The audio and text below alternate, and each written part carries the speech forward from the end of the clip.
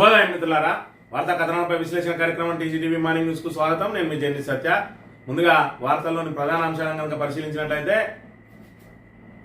అబద్ధపు పునాదుల మీద 20 నెలలుగా మరి ఇక్కడ పరిపాలన సాగిస్తున్నటువంటి రేవంత్ రెడ్డి ఏదైతే గత ప్రభుత్వం మీద చేస్తున్న ఆరోపణలు మరి వేసిన కమిషన్లు ఏవైతే ఉన్నాయో అవి దూరిపింజల్లా తేలిపోతా ఉంటే, తాజాగా ఫోన్ ట్యాపింగ్ అంశం ఇంకా కోర్టుకు చేరకుండానే మరి ఇక్కడ రేవంత్ రెడ్డి ఆ అంశం మీద చేతులెత్తేసిండు. అసలు ఫోన్ ట్యాపింగ్ అనేది మరి ఇక్కడ అది దాని నేరమే కాదు అని చెప్పి చెప్తున్న పరిస్థితి. ఏ ప్రభుత్వం అయినా ఫోన్ ట్యాపింగ్ ను చేస్తుంది అని చెప్పి నిన్నటి రోజున కుండ బద్దలు కొట్టిండు. మరి ఇప్పటి వరకు ఫోన్ ట్యాపింగ్ మరి ఇక్కడ అదొక పెద్ద భూతంగా చూపించి ఇప్పటి వరకు అనేక మరి ఇక్కడ అసత్య ప్రచారాలు చేసినటువంటి రేవంత్ రెడ్డి ఏదైతే అధికారులను మరి ఇక్కడ వేధించి గత ప్రభుత్వాన్ని బదనాం చేయడం కోసం వేధించినటువంటి రేవంత్ రెడ్డి ఇప్పుడు ఏం సమాధానం చెప్తారని చెప్పి మరి ఇక్కడ ప్రతిపక్షాలు పెద్ద ఎత్తున మరి ఆయనను ప్రశ్నిస్తున్న పరిస్థితిని మనం ఇక్కడ ప్రధానంగా గమనించాలి. అంటే తాను చేస్తే రైటు, మరి ఇతరులు చేస్తే తప్పు అన్నట్టుగా ఉన్నది రేవంత్ రెడ్డి పరిస్థితి. మరి ఇక్కడ ఫోన్ ట్యాపింగ్ అంశంతో మరి ఇక్కడ ఏదైతే బీఆర్ఎస్ ప్రభుత్వంలో ఉన్నటువంటి అప్పటి మంత్రులను, అదేవిధంగా కేసీఆర్ ను, హరీష్ రావును, కేటీఆర్ ను పెద్ద ఎత్తున బదనాం చేసే కుట్రకు పాల్పడ్డ రేవంత్ రెడ్డి ఇప్పుడు అదే ఫోన్ ట్యాపింగ్ అంశం తన మెడకు చుట్టుకోవడంతో అసలు ఫోన్ ట్యాపింగ్ తప్పే కాదు అని చెప్పి మరి నిన్నటి రోజున మరి ఇక్కడ ఒక వేదాంతి లాగా మరి ఇక్కడ విలేకరులతో చిట్ చాట్ లో పేర్కొన్న అంశం ఇక్కడ దేశవ్యాప్తంగా చర్చనీయాంశంగా మారింది. గతంలో చూసుకున్నట్టయితే ఫోన్ ట్యాపింగ్ అంశానికి సంబంధించి మరి ఇక్కడ ఏదైతే రాహుల్ గాంధీ కూడా మా ఫోన్లు ట్యాపింగ్ అవుతా ఉన్నాయని చెప్పినప్పుడు కేంద్ర ప్రభుత్వం, కేంద్రంలో ఉన్న బీజేపీ మన్మోహన్ సింగే చెప్పిండు మరి ఇక్కడ ఫోన్ ట్యాపింగ్ చేయడం అధికారికమే అని చెప్పి అని ఆ గతంలో కూడా చెప్పిండు. అలాంటి ఫోన్ ట్యాపింగ్ అంశాన్ని బీఆర్ఎస్ ను బదనాం చేసే కార్యక్రమానికి వాడుకొని తీరా మరి తన పప్పులు ఉడకపోవడంతో దాని చేతులెత్తేసిన పరిస్థితిని మనం ఇక్కడ ప్రధానంగా గమనించవచ్చు. మరోవైపు చూసుకున్నట్టయితే మరి ఇక్కడ మంత్రులు, ఎమ్మెల్యేలు మాత్రం గుబులుగా ఉన్నారు. ఫోన్ ట్యాపింగ్ అంశం మీద ఏదైతే సౌత్ ఫస్ట్ అనే మ్యాగజైన్ ఇచ్చిన కథనాన్ని ఖండిస్తాడు రేవంత్ రెడ్డి అని అనుకుంటే దాన్ని సమర్థించిండు అని అంటే తమ ఫోన్లన్నీ ట్యాప్ అవుతా ఉన్నాయి అని నిఘా నీడలో ఉన్న వాళ్ళు అభద్రతకు లోనవుతున్న పరిస్థితిని కూడా మనం ఇక్కడ ప్రధానంగా గమనించాలి. మరి ఇప్పటి వరకు తన సీటును దక్కించుకోవడం కోసం రేవంత్ రెడ్డి చేసిన అనేక కార్యక్రమాల్లో ఫోన్ ట్యాపింగ్ అంశం కూడా ఒకటని చెప్పి ఆయన మాట ద్వారా నిన్న రోజున తెలమైంది. వార్తా కథనాలను కనుక పరిశీలించినట్లయితే, ముందుగా నమస్తే తెలంగాణలో ట్యాపింగ్ తప్పు కాదు, రేవంత్ చట్టబద్ధమే, అన్ని ప్రభుత్వాలు చేసేవే, నరం లేని నాలుక అది ఎటంటే అటే తిరుగుతుంది. కానీ దాన్ని తిప్పే ముందు మన బుద్ధి ఒకటి పనిచేయాలి కదా. కానీ ముఖ్యమంత్రి రేవంత్ రెడ్డి ఇటువంటి లాజిక్లను పట్టించుకోడు. తను చేస్తే ఒప్పు, వేరే వాడు చేస్తే తప్పు, ఇది మాత్రమే ఆయనకు తెలిసిన సిద్ధాంతం. అందుకు తాజా ఉదాహరణ ఫోన్ ట్యాపింగ్ మీద ఆయన ఇచ్చిన అమూల్య సందేశం. ఫోన్ ట్యాపింగ్ తప్పు కాదని ఆయన బుధవారం ఢిల్లీలో చేసిన చిట్ చాట్ లో తేల్చి చెప్పారు. అది అన్ని ప్రభుత్వాలు ఫోన్ ట్యాపింగ్ చేస్తాయని, ప్రస్తుతం తమ ప్రభుత్వం కూడా చేస్తున్నాయని ఆయన అంగీకరించారు.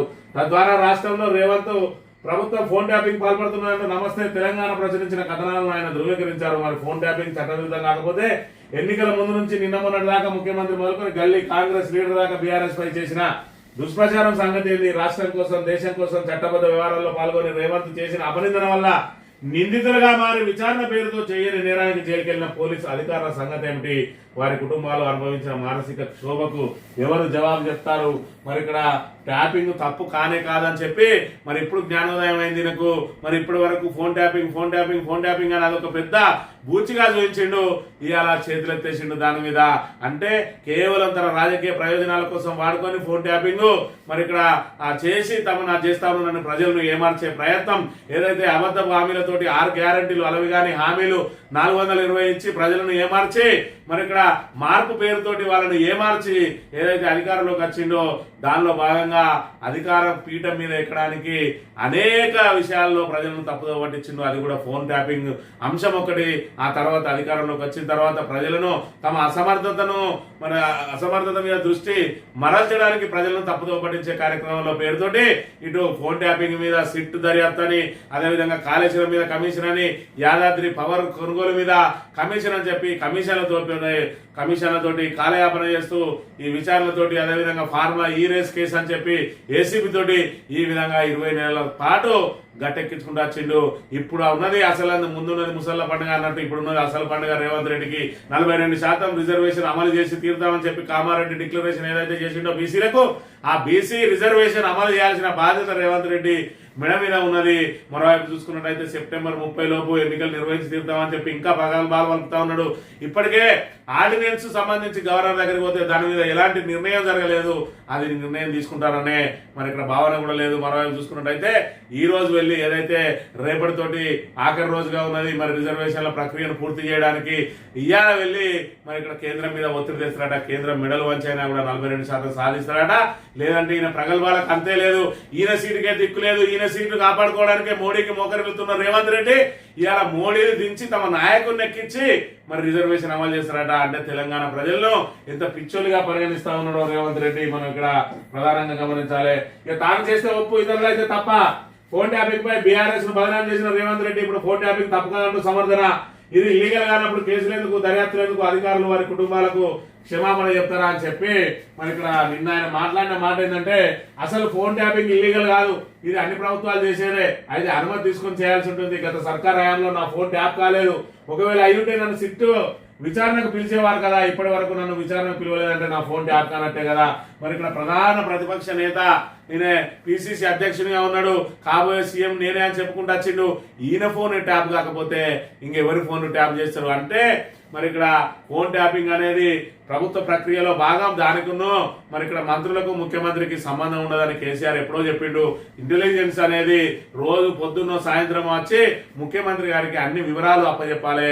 అది వాడు ఎట్లా సేకరిస్తాడు, మనసులో పెడతాడా, ఫోన్ ట్యాప్ చేస్తాడా, అది వాని హెడేకు, మనకు సంబంధం లేదని ముఖ్యమంత్రి మరి అదైతే గత ముఖ్యమంత్రి కేసీఆర్ గారు కుండ బదులు కొట్టిండో అదే అంశాన్ని ఇలా రేవంత్ రెడ్డి తన నోట్ల నుంచి చెప్పిండు అని అంటే ఇప్పటి వరకు నేను వాడుకున్నదంతా కేవలం రాజకీయాల కోసం, ఇగో ఇది అసలు విషయం అన్నట్టుగా ఉన్నది రేవంత్ రెడ్డి పరిస్థితి చూసినట్టయితే.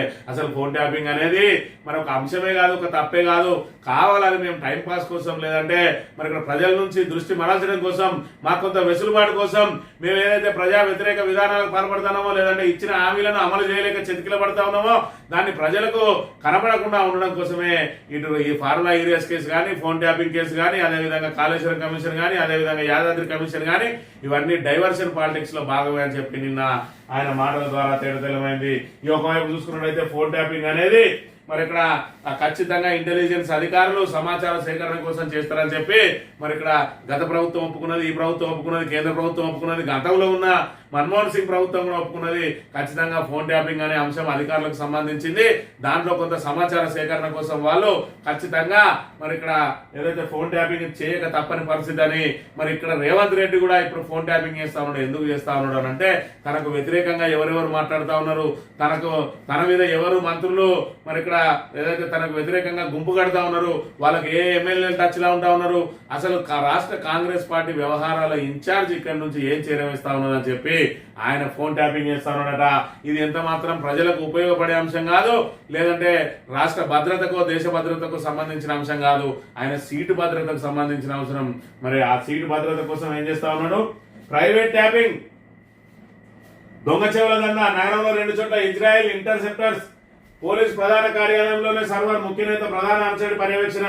రేవంత్ రెడ్డి సర్కార్ నిర్వాహకం మీద కీలక నేతలు, ప్రజాప్రతినిధులపై నిఘా, పోలీసులకు అప్పగిస్తే ఇబ్బందులను జాగ్రత్త, మంత్రులు ఇతరులకు చెప్తారని భయం అని చెప్పి మరి తన ఏదైతే తన అనుయాయులను తీసుకుపోయి అక్కడ కూర్చుండబెట్టినట్ట 2 చోట్ల అవి ఏర్పాటు చేసిండు.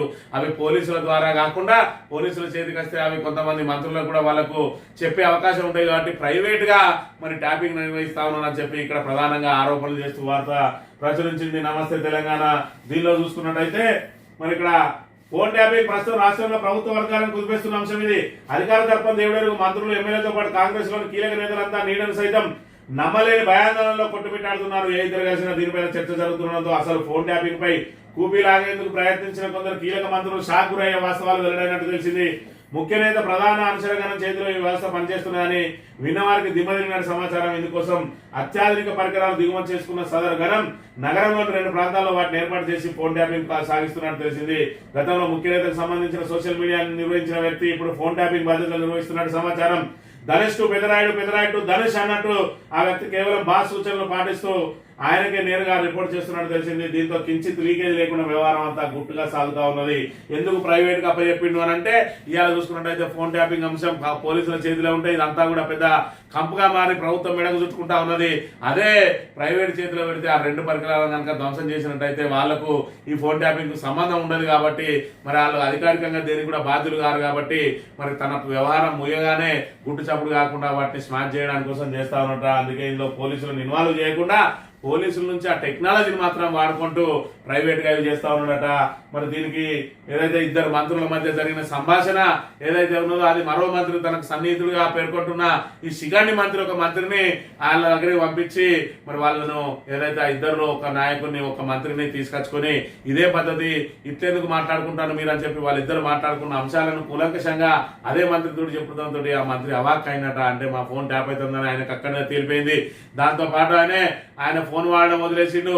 ఆ ఎవరైతే మంత్రితో మాట్లాడిన ఆ మంత్రి కూడా చెప్తే ఆయన కూడా ఫోన్ వదిలేసిందట. అంటే ముఖ్యమంత్రి పీఠం కోసం ఎవరెవరైతే మరి తనకు వ్యతిరేకంగా పనిచేస్తా ఉన్నారో, పీఠం ఆశిస్తా ఉన్నారో, బట్టి విక్రమార్క అయితే, అదేవిధంగా ఉత్తమ్ కుమార్ రెడ్డి అయితే, అదేవిధంగా పొంగులేటి శ్రీనివాసరెడ్డి అయితే వాళ్ళ ఫోన్లు ఇప్పటి నుంచి కాదు ఎప్పటి నుంచో ట్యాప్ లో ఉన్నాయట. అందులో భాగంగానే మరి ఇక్కడ పొంగులేటి శ్రీనివాసరెడ్డిని నెంబర్ 2 అని చెప్పి ఏదైతే చెప్పుకుంటా ఉన్నాడో ఆయన ఎప్పటికైనా తనకు అంటే బీజేపీ తోటి ఉన్న సంబంధాలతోటి మరి అక్కడ ఆయన తన సీటుకి ఎసరు పెట్టే అవకాశం ఉన్నదని మొదట్లోనే ఆయన కోతలు విధించిండు. ఆయన కొడుకును కస్టమ్స్ తోటి దాడి చేయించిండు అని చెప్పి అదేవిధంగా ఆయన మీద ఈడీ రైట్స్ చేయించిండు. అదంతా ఫోన్ ట్యాపింగ్ పుణ్యమే అని చెప్పి కూడా అనేక రకాల ఆరోపణలు వినబడుతున్న పరిస్థితిని మనం ఇక్కడ ప్రధానంగా గమనించాలి. ఇక్కడ చూసుకున్నట్టయితే ఒక ఎమ్మెల్యేకి సంబంధించి మరి ఇక్కడ ఫోన్లపై నిఘా పెడుతున్నట్టు ఐఫోన్ యూజర్ కు వచ్చిన అలర్ట్ మెసేజ్. ఐఫోన్ యూజర్ ఎవరంటే ఒక ఎమ్మెల్యే అట.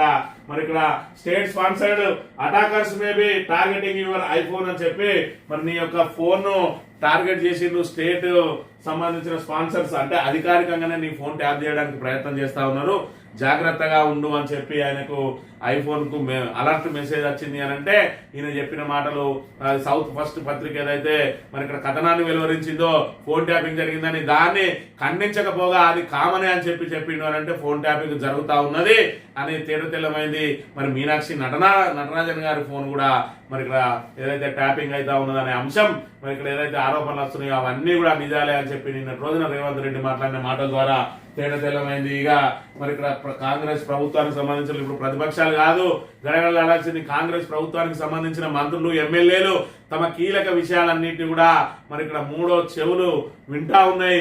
మరి ఆ చెవులు మొత్తం అన్నింటినీ కూడా మీకు క్రోడీకరిస్తా ఉన్నాయి. మీరు ఎవరెవరు ఏ లూప్ హోల్స్ ఉన్నాయి అన్ని కూడా వాటిని మూటగట్టి భద్రంగా పెట్టుకుంటా ఉన్నారు. ఆయనకు వ్యతిరేకంగా మారిన రోజు అవన్నింటినీ అస్త్రాలను బయటకు తీసే అవకాశం ఉంటుందని చెప్పి ఇప్పుడు మంత్రులు, ఎమ్మెల్యేలు కూడా గడగడలాడుతున్న పరిస్థితిని మనం ఇక్కడ ప్రధానంగా గమనించాలి. నిరుపేదలకు దక్కని ఇందిరమ్మ ఇల్లు ఇందుకు ప్రభుత్వ నిబంధనలే ప్రధాన అడ్డంకి. ఇంటి మొత్తాన్ని 7.5 లక్షలకు పెంచాలి. ఎల్బీ నగర్ లో పోటీ చేస్తే మంత్రి పదవి ఇస్తామన్నారు. మరోసారి ఎమ్మెల్యే కోమటిరెడ్డి హాట్ కామెంట్స్ అని చెప్పి కోమటిరెడ్డి రాజగోపాల్ రెడ్డి మరి ఇక్కడ 10 ఏళ్లు నేనే ముఖ్యమంత్రి అని చెప్పి రేవంత్ రెడ్డి అని చెప్పిండో దాని మీద మరి ఇక్కడ విమర్శనాస్త్రాలు సంధించిండు. అదేవిధంగా నిరుపేదలకు ఇందిరమ్మ ఇల్లు దక్కలేవని సాక్షాత్తు ఒక మరి ఇక్కడ అధికార పార్టీ ఎమ్మెల్యే చెప్తా ఉన్నాడు. అంటే మరి ఇందిరమ్మ పథకంలో డొల్లా ఏ విధంగా ఉన్నదో మనకు అర్థమైతా ఉన్నది. ఇందిరమ్మ ఇల్లు కేవలం మరి ఇక్కడ వాళ్ళు కాంగ్రెస్ నాయకులకు డబ్బులు ఇచ్చిన వాళ్ళకు, రికమెండేషన్ చేసిన వాళ్ళకు మరి ఇక్కడ కాంగ్రెస్ కార్యకర్తలు తప్ప నిరుపేదలకు అందుతలేదు అని చెప్పి ఏదైతే ఆరోపణలు వస్తా ఉన్నాయో సాక్షాత్తు అధికార పార్టీ ఎమ్మెల్యేనే చెప్తా ఉన్నాడు. దాని మీద మరో అడుగు ముందుకేసి ఎల్బీ నగర్ నుంచి పోటీ చేస్తే మంత్రి పదవి ఇస్తా అన్నారు. నేను మునుగోడు ప్రజల మీద ప్రేమతోటి మునుగోడును వదులుకోకుండా ఉంటే నాకు మంత్రి పదవి ఇవ్వకుండా అన్యాయం చేసిరని కూడా చెప్తున్న పరిస్థితిని మనం ఇక్కడ గమనించాలి. దంచికొట్టిన వాన రాష్ట్ర వ్యాప్తంగా కుండపోత వర్షాలు. ములుగు జిల్లా వెంకటాపురంలో అత్యధికంగా 25.82 సెంటీమీటర్ల వర్షపాతం. 3 రోజులు అతి భారీ వర్షాలకు అవకాశం. పలు జిల్లాలకు ఆరెంజ్ ఎల్లో అలర్ట్లట. మరి ఇక్కడ రాష్ట్ర వ్యాప్తంగా కూడా వర్షం మరి చితక్కొట్టింది. అయితే అతివృష్టి లేకుంటే అనావృష్టి అనే సందంగా మారింది. మేలో వర్షాలు వచ్చినాయి. మరి జూన్ లో లేవు, జూలై మొదటి హాఫ్ లో లేవు. మరి చివరి వారాల్లో మాత్రం మళ్ళీ దంచి కొడతా ఉన్నది వాన అనే విషయాన్ని మనం ఇక్కడ చూడాలి. ఈ డయేరియాతో 2 మంది కామారెడ్డి జిల్లా దేమే గ్రామంలో ఘటన. 3 రోజులుగా వాంతులు విరేచనంతో గ్రామస్తులకు అస్వస్థత అని డయేరియా చాలా రోజుల తర్వాత వింటూ ఉన్నాం. డయేరియా అనేది మరి ఇక్కడ ఏదైతే గత 10 సంవత్సరాల పాటు మన తెలంగాణ ప్రభుత్వం బీఆర్ఎస్ ప్రభుత్వం చేసిన కార్యక్రమాలు పారిశుద్ధ్యం మీద కానీ ప్రత్యేక శ్రద్ధ కానీ అదేవిధంగా మరి ఇక్కడ సాగ్రిగేషన్ షెడ్లు కానీ ఎప్పటికప్పుడు ట్రాక్టర్లతో చెత్త మరి సేకరించడం కానీ ఎక్కడ పల్లెల్లో పూర్తిగా పారిశుద్ధ్యం పట్ల మరి ఇక్కడ పూర్తిగా నిర్లక్ష్యం వహించకుండా పారిశుద్ధ్యాన్ని ఎప్పటికప్పుడు మరి సాఫ్ చేసిన తరుణంలో పల్లెలన్నీ స్వచ్ఛంగా ఉండేది. అదేవిధంగా హరితహారంతో మరి ఇక్కడ చక్కటి వాతావరణం ఉండేది. ఈ 20 నెలల కాలంలో పంచాయతీలన్నీ భ్రష్టు పట్టిపోయినాయి, పారిశుద్ధ్యం పడికేసింది. మళ్ళీ వ్యాధులు ప్రబలుతున్న అంశం ఇక్కడ మనం ప్రధానంగా గమనించాలి. ఎప్పుడో చిన్నప్పుడు ఉన్న డయేరియా మళ్ళీ ఇప్పుడు మన చెవులలో పడుతున్న పరిస్థితిని కూడా చూడాలి. ఇక అర్ధరాత్రి అడవుల ధ్వంసమా సుస్థిరాభివృద్ధి అంటే బుల్డోజర్లతో కూల్చడం కాదు. కంచగచ్చబోలు కేసులో సుప్రీంకోర్టు వ్యాఖ్యలు తదుపరి విచారణ ఆగస్టు 13 వాయిదా అని చెప్పి మరి ఇక్కడ కంచగచ్చబోలుకి సంబంధించి నిన్న రోజున విచారణ చేపట్టింది. ఆ విచారణలో కౌంటర్ దాఖలు చేసిందట ప్రభుత్వం. ఏమని కంచగచ్చబౌలి అడవి కాదు అని చెప్పి ఏదైతే చేసిందో అవన్నీ తర్వాత ముందు మేము చెట్లను పునరుద్ధరించిందా లేదంటే మీ అధికారులను జైల్లో వేయమంటారా అని చెప్పి నిన్న రోజున తీవ్ర వ్యాఖ్యలు చేసిండు మరి ఇక్కడ జస్టిస్ గవాయ్. అవన్నిటికి సంబంధించి ఏదైతే దాని కౌంటర్ కు సంబంధించింది మరి ఇక్కడ పూర్తి స్థాయిలో తాము దాన్ని స్టడీ చేయాలని చెప్పి మరి అమికస్ క్యూరీను మరి ఇక్కడ ఏదైతే పిటిషన్ దారుల తరపు న్యాయవాది అడిగిండో ఆగస్టు 13 వరకు వాళ్ళకు టైం ఇచ్చింది. ఆగస్టు 13 కంచగచ్చబౌలి మీద మళ్ళీ విచారణ జరగనున్నది. రేవంత్ ఆస్తులకే గ్రీన్ఫీల్డ్ హైవే పనులు, కోర్టు కేసులున్న టెండర్ల ఖరారుకు అధికారుల చర్యలు. హెచ్సియు భూమిలో ఏకంగా కీలకంగా ఏపీ ఎంపీ ప్రతిఫలంగా 4th city greenfield highway contract టెండర్లు ఇంకా ఖరారు కాలేదని హెచ్ఎండిఏ. రేవంత్ ఆప్తులకే గ్రీన్ఫీల్డ్ హైవే పనులు అంటే రేవంత్ ఆప్తులు ఎవరేయాలంటే ఏపీకి సంబంధించిన సీఎం రమేష్ అనే ఎంపీకి మరి ఫీల్డ్ మీద ఇస్తాను కేటీఆర్ అప్పుడే చెప్పిండు. ఏదైతే కంచగచ్చబౌలి భూములలో మరి ఇక్కడ 10,000 కోట్లు ఏదైతే రుణం ఇప్పించిండు దానికి చక్రం తిప్పింది మరి ఇక్కడ ఒక ఏపీ ఎంపీ ఆ పూర్తిగా దాన్ని ఆ 400 ఎకరాలను కూడా అమ్మి పెట్టడానికి దాన్ని ఏ విధంగా డెవలప్ చేయాలనో వెనుక ఒక ఎంపీ ఉన్నాడు, త్వరలో బయట పెడతాను. ఆయన బయట పెట్టక ముందే ఇక్కడ రాష్ట్ర ప్రభుత్వం బయట పెట్టింది గ్రీన్ఫీల్డ్ హైవే పనులు ఆయనకు ప్రతిగా అప్పచెప్పిందట. మరి ఇక్కడ ఒకవైపు జిహెచ్ఎంసీ అధికారులేమో టెండర్ ఖరారు కాలేదంటాడు. ఆల్రెడీ ముఖ్యమంత్రి ఏమో నిన్నటి రోజున చిట్ చాట్ లో ఆల్రెడీ కేటాయింపులు జరిగినాయి, అవి నిబంధనల ప్రకారమే అంటా ఉన్నారు. అంటే ముఖ్యమంత్రికి అధికారులకు మధ్యలో కూడా మాటలకు పొంతన ఉంటలేదనే విషయాన్ని మనం ఇక్కడ గమనించాలి. ఈ ఉపరాష్ట్రపతికి సంబంధించిన అంశం మరి ఇక్కడ దాని మీద అనేక అనుమానాలు ఇంకా వ్యక్తమవుతూనే ఉన్నాయి. మోడీపై ధనాధన్ ఖడ్ అని చెప్పి మరి ధన్ఖడ్ ఏదైతే ఉన్నారో అవిశ్వాస హెచ్చరికలకు రాజీనామాతో బదిలిచ్చిన జగదీప్ ధన్ఖడ్ అని చెప్పి నరేంద్ర మోడీతో పొసగగానే ఈయన రాజీనామా చేసిండు. అనారోగ్య కారణాలు అనేది తప్పు అని చెప్పి మరి ఇక్కడ దాని మీద పెద్ద ఎత్తున వార్తలు వినబడతా ఉన్నాయి. ఏదైతే మరి ఇక్కడ దీనికి సంబంధించి అభిశంసన తీర్మానం మరి ఇక్కడ సుప్రీంకోర్టు జడ్జి వర్మకి ఏదైతే సంబంధించిన అభిశంసన తీర్మానానికి పూర్తి స్థాయిలో తామే దాన్ని క్రెడిట్ కొట్టేయాలని చెప్పి ఏదైతే ప్రభుత్వం భావించిందో మరి మొదటి రోజు ఇక్కడ ఏదైతే పార్లమెంటులో జరుగుతున్న సమయంలో మరి రాజ్యసభలో ఏదైతే విపక్ష నేతలు ఇచ్చిన తీర్మానాన్ని మరి వాళ్ళు చర్చకు స్వీకరించడం తోటి ఇద్దరి మధ్యలో మరి ఇక్కడ వివాదం ప్రారంభమైంది. దాంతో పాటు ఆయన న్యాయ వ్యవస్థ మీద చేసిన వ్యాఖ్యలు కూడా బీజేపీ ప్రభుత్వాన్ని ఇరుగున పెట్టినాయని చెప్పి మరి ఈయన మీద అవిశంసన తీర్మానం ఏదైతే వర్మది స్వీకరించిండో ఈయన మీద అవిశ్వాసం పెట్టాలని ప్రయత్నం చేసిందట. నువ్వేంది అవిశ్వాసం పెట్టేది, నేనే వెళ్ళిపోతా అని చెప్పి రాజీనామా అస్త్రాన్ని సంధించి ఇలా బీజేపీలో ఉన్న అంతర్గత విభేదాలను మరి బట్టబయలు చేసినట్టుగా మనం ఇక్కడ ప్రధానంగా చూడవచ్చు. సాక్షి దినపత్రిక విషయానికి వస్తే కేంద్రం మెడల్ వంచుతాం, బీసీ రిజర్వేషన్లపై ముఖ్యమంత్రి రేవంత్ రెడ్డి కాంగ్రెస్ అగ్రనేతలతో పాటు ఇండియా కూటమి నేతల మద్దతు కూడా కడతాం. 42% రిజర్వేషన్లపై అన్ని పక్షాల సహకారంతో ఒత్తిడి పెంచుతాం. లొంగకపోతే ప్రధాని మోడీని దింపి మా నేతను కూర్చోబెట్టి సాధించుకుంటాం. ఇది రేవంత్ రెడ్డి ఉట్టికెగరలేనమ్మా స్వర్గానికి ఎగిరిందట. ఇవాళ రేవంత్ రెడ్డి పరిస్థితి చూస్తే ఉన్న సీటు కాపాడుకోవడానికే ఇవాళ ఫోన్ ట్యాపింగ్ మీద ఆధారపడి మరి ఇక్కడ కాళ్ళ ఎల్ల పడుకుంటూ ఎవరిని భుజగించుకుంటూ ప్రయత్నం చేస్తున్న ఈయనే ఇవాళ ఢిల్లీలో కనీసం రేవంత్ రెడ్డి మరి ఈయనకు రాహుల్ గాంధీ అపాయింట్మెంట్ కూడా దొరకది. ఈయన మోడీని దింపి ఈయన నాయకుని కూర్చొని పెడతారట. ఈయన స్థాయి అంతా ఒకసారి ఆలోచన చేయాలి. మరి ఈయనకున్న 8 మంది ఎంపీలతోటి మరి ఇక్కడ ఈయనకు ఇండియా కూటమిలో ఉన్న వాళ్ళు ఎంతమంది ఎంపీలో కూడా సరిగ్గా సంఖ్యనే తెలియదు. ఈయన తీసుకుపోయి ప్రధాని మోడీనే దించి ఇలా నాయకుని కూర్చొని పెడతారట. అంటే ఒక ముఖ్యమంత్రి స్థాయిలో ఏం మాటలు మాట్లాడాలి, స్థాయికి మించి అంటే మనం మాట్లాడే మాటలతోటి మన రాష్ట్ర ఏదైతే దానికి సంబంధించిన రాష్ట్ర ప్రజలందరూ కూడా మనల్ని గమనిస్తా ఉన్నారు. మనం మాట్లాడితే విశ్వసనీయత ఉండాలనేది ఏది లేదు. ఏ నోటికి వచ్చింది మాట్లాడతాడు. ఇవాళ అలా దించడం సాధ్యమయ్యేటట్టే ఉంటే ఇప్పటికి మన రాహుల్ గాంధీ ఎందుకు దించి ఆయన ఎక్కుతలేడు అనే విషయాన్ని ఒకసారి గమనించాలి.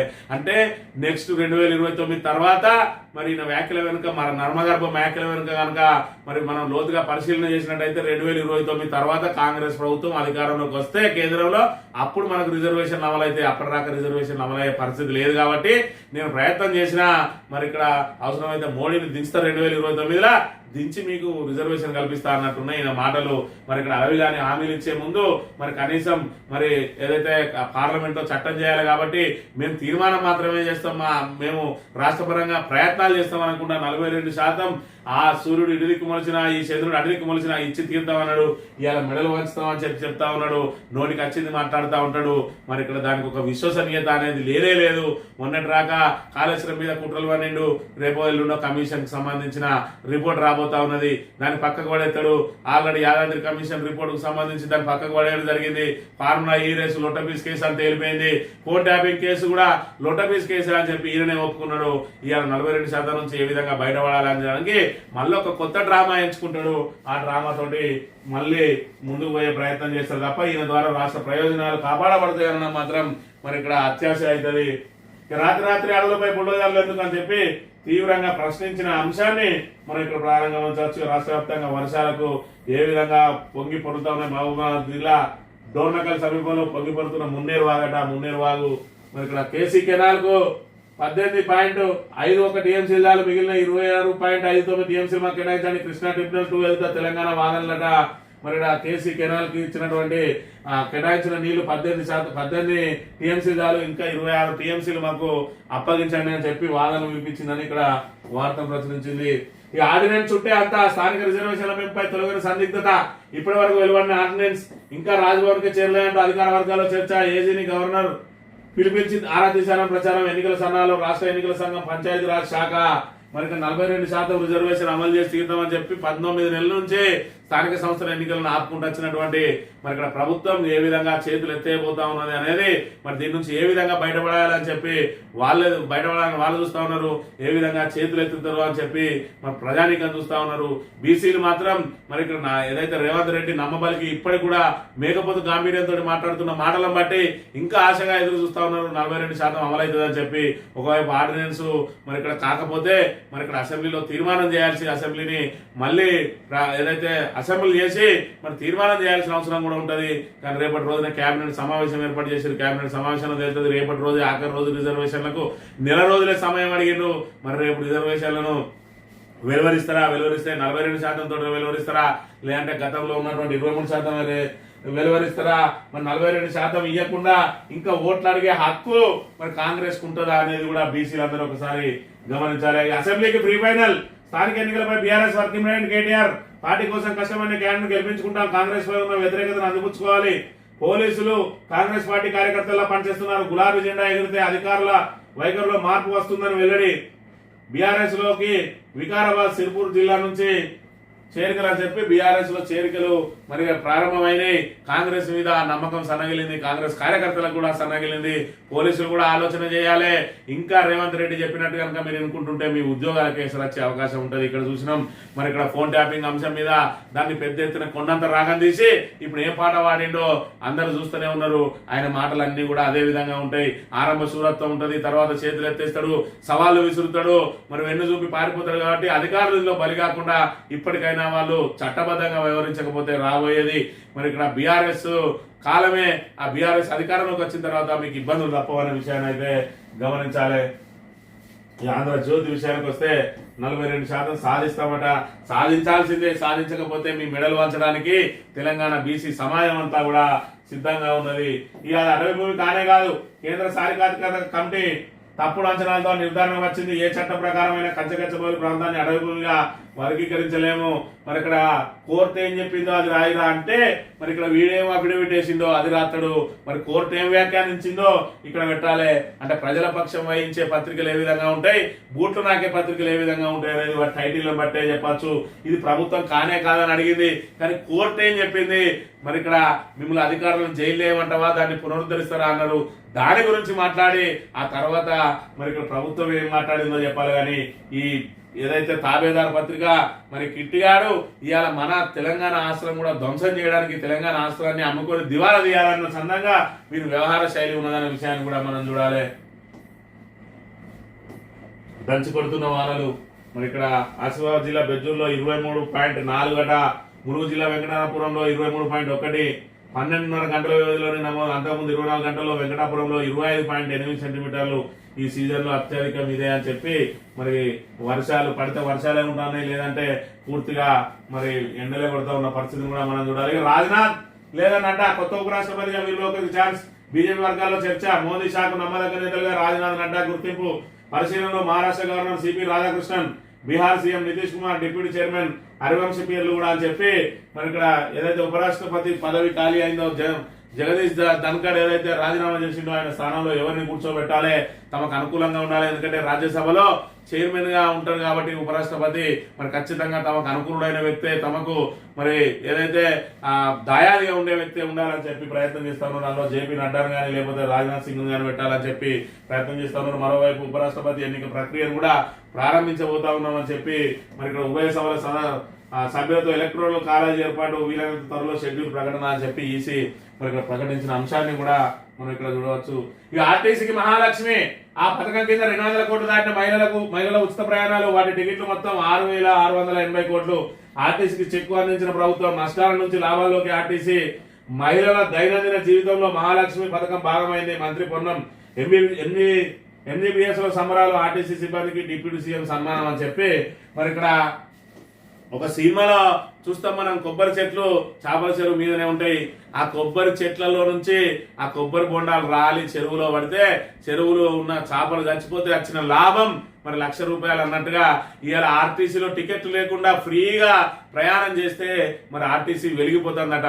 ఒక మహిళలు ప్రయాణం చేస్తేనే వెలిగిపోతే మరి ఇక్కడ జెంట్స్ కూడా అంటే ఏదైతే పురుషులకు కూడా ఫ్రీ ఇచ్చే ఉంటే ఇంకా ఆర్టీసీ లాభాల్లోకి వెళ్తుంది కదా. మరి ప్రభుత్వం ఒకసారి ఆలోచన చేయాలి. ఈ రెండోది చూసుకుంటే 6,680 కోట్లు ఇవాళ వాటి టికెట్ల విలువ అట. అవన్నింటిని నిన్న రోజున చెక్ అందజేసిందట. ఇవి ఇక్కడ బహిరంగంగా మరి ఏ నెల రియంబర్స్మెంట్ చేస్తే మళ్ళీ 6,680 కోట్లు ఒకటేసారి ఎందుకు ఇచ్చిందో మరి ప్రభుత్వం. మరి దీన్ని ఓన్లీ షో కోసం ఫోటోల కోసం చేసినా నిజంగానే 6,680 కోట్లు ఇచ్చిందా? నిజంగానే మీరు ఏ నెల ఆ నెల ఇచ్చుకుంటా రియంబర్స్మెంట్ చేసుకుంటా ఉంటే మరి ఆర్టీసీ మరి ఇక్కడ 60%, 50% కూడా లేని ఆక్యుపెన్సీ 90% పెరిగితే మరి లాభాలలో కనుక వెళ్తే వాళ్ళు ఏదైతే క్రెడిట్ సొసైటీ ద్వారా దాచుకున్న పైసలను కూడా ఆర్టీసీ ఎందుకు లాగేసుకొని వాడుకుంటా ఉన్నది? వాళ్ళ పైసలు వాళ్ళకు కూడా ఎందుకు ఇవ్వడం లేదు? ఇవాళ ఆర్టీసీ ఎందుకు వేధిస్తా ఉన్నది? వాళ్ళను డబ్బులు ఇవ్వమంటే ఇప్పుడు లేవు, 2 నెలల తర్వాత 3 నెలల తర్వాత ఇస్తాను ఎందుకు చెప్తా ఉన్నది? మీ ప్రభుత్వమే సక్రమంగా డబ్బులు ఇస్తే ఇవాళ ఉచిత పథకం ద్వారా ఆర్టీసీ నడ్డి వెలిసే ప్రయత్నం చేస్తా ఉన్నారు. ఎందుకంటే మీరు ఇచ్చే రియంబర్స్మెంట్ అక్కడికి చేరడం లేదు కాబట్టి కేవలం కాగితాలకే పరిమితం అవుతుంది. ఇవాళ 6,680 కోట్లు కనుక ఇచ్చినట్టయితే ఇన్ని నెలల నుంచి మరి ప్రతి నెల ఇచ్చిన డబ్బులన్నీ ఎక్కడ పోయినా ఇచ్చినని చెప్పిన అనేది కూడా అబద్ధమైన అనే విషయాన్ని తెలంగాణ ప్రజానీకం గమనించాలి. ఈనాడు దినపత్రిక విషయానికి వస్తే మాటల యుద్ధానికి ముహూర్తం ఖరారు. ఆపరేషన్ సింధూర్ పై చర్చకు సరైన సర్కార్ అట. మరి ఇక్కడ 28న లోక్సభలో, 29న రాజ్యసభలో 16 గంటల చొప్పున ఆపరేషన్ సింధూర్ పై మరి ఇక్కడ మాట్లాడడానికి ఇక్కడ ప్రభుత్వం అంగీకరించింది. దానికి సంబంధించి మరి 3వ రోజు కూడా మరి సభ పూర్తిగా స్పందించిపోయింది. మరి ఇక్కడ ఏదైతే బీహార్ లో ఏదైతే ఆ ఓట్ల తొలగింపు కార్యక్రమం ఏదైతే ఉన్నదో దాని మీద ఈ చర్చకు పట్టుబడుతూ ఉన్నాయి విపక్షాలు అనే విషయాన్ని కూడా మనం ఇక్కడ ప్రధానంగా గమనించాలి.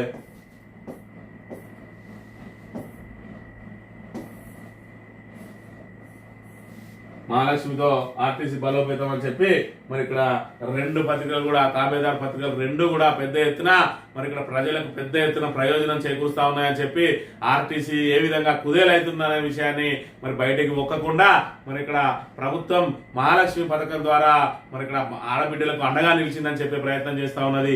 మరి 6 గ్యారంటీలలో మహాలక్ష్మి పథకం ఉన్నది. ఆ మహాలక్ష్మి పథకంలో మరి ఇక్కడ ఉచిత బస్సుతో పాటు మహిళలకు 2,500 కూడా ఇస్తున్నారు. ఆ 2,500 సంగతి ఏంటి అని అంటే ఇప్పటి వరకు దాని మీద మరి లేదు. ఏదైతే మరి ఆంధ్రప్రదేశ్ లో చూసుకుంటే అయితే వాళ్ళు 1,500 ఇస్తున్నారు. ఆ 1,500 ఇస్తేనే ఆంధ్రప్రదేశ్ నమ్మాలంటారు.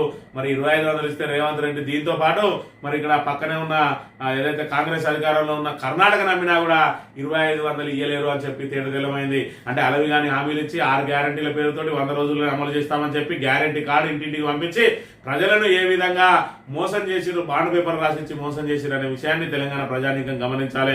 వాస్తవ విషయాలను మరి ఇక్కడ కేసీఆర్ ముందర పెడితే మరి కేసీఆర్ అప్పులు చేసిండు అని చెప్పిండు. ఇవాళ 2 లక్షల కోట్లకు పైగా అప్పులు చేసిన రేవంత్ రెడ్డి ఒక ఇటుక కూడా పెంచలేదు, ఒక కొత్త నిర్మాణం చేపట్టలేదు, ఒక కొత్త ప్రాజెక్టు కట్టలేదు. మరి అదే 4,17,000 కోట్లు అప్పు తెచ్చినటువంటి మరి ఇక్కడ కేసీఆర్ ఇవాళ అనేక నిర్మాణాలు చేపట్టిండు. మరి ఇక్కడ కాళేశ్వరం లాంటి బృహత్తరమైన ప్రాజెక్టు 1,00,000 కోట్లతోటి కట్టిండు. మరి ఇక్కడ మిషన్ కాకతీయ పథకంతో చెరువులన్నింటి కూడా పునరుద్ధరింపజేసిండు. మిషన్ భగీరథ లాంటి పథకంతో మరి ఇక్కడ ఫ్లోరైడ్ భూతాన్ని తరిమేసి ఇంటింటికి నల్ల కార్యక్రమాన్ని ఇచ్చిండు. ఈ విధంగా అనేక సంక్షేమ పథకాలు మరి ఇక్కడ రైతు బంధు అయితేంది, రైతు బీమా అయితేంది, బీసీ బంధు అయితేంది, దళిత బంధు అయితేంది, మరి ఇక్కడ ఆ కళ్యాణ లక్ష్మి అయితేంది, అడగని అన్ని రకాలుగా 200 ఉన్న పెన్షన్ 2,000కు తీసుకొచ్చి ఇవాళ సంక్షేమాన్ని అభివృద్ధిని సమపాలలో ముందుకు తీసుకెళ్తున్న తరుణంలో ఈరోజు అబద్ధాలతోటి అసత్య ప్రచారాలతోటి మరి ఇక్కడ పూర్తిగా అడవిగాని హామీలతోటి అధికారంలోకి వచ్చిన కాంగ్రెస్ తెలంగాణను ఏమార్చి ఏ విధంగా మనల్ని తిరోగమనంలోకి నెట్టిందో మరి ఖచ్చితంగా ప్రతిరోజు ప్రతి క్షణం గుర్తు చేసుకొని కాంగ్రెస్ ను అధపాతాలకి తొక్కి ఎన్నికలు ఎప్పుడొచ్చినా కూడా వాళ్ళకు డిపాజిట్ రాకుండా బుద్ధి చెప్పినప్పుడే తెలంగాణ బాగుపడుతుందని చెప్పి మరి మీ అందరికీ మరోసారి విజ్ఞప్తి చేస్తూ ఇది ఈ రోజు మార్నింగ్ న్యూస్ తెలియగలుగుతాం. Thank you very much.